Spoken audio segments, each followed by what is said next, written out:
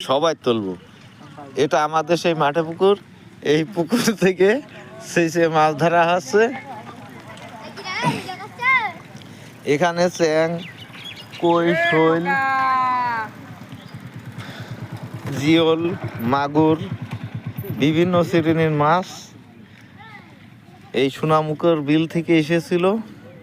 এই রাস্তা ডুবে গিয়েছিল বন্যার পানিতে, সাথে পুকুরও ডুবে গিয়েছিল। আর সেই বিলের মাছ এই আমাদের পুকুরে এসে যা ছিল সেইগুলো শেষে ধরা হচ্ছে।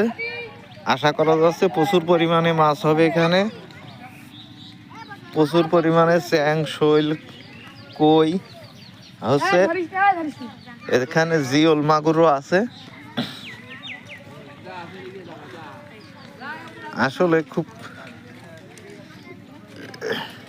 মাছ ধরার জন্য উপযুক্ত একটা পুকুর। এই পুকুরের পাড় বেঁধে যদি মাছ চাষ করা হয় তাহলে বড় বড় মাছ এখানে চাষ করা সম্ভব এবং 12 মাস পানি রাখা সম্ভব। পুকুরের আশেপাশে যে বাড়ি থেকে মোটরের পানি দিলেও এখানে কখনো পানি শুকাবে না।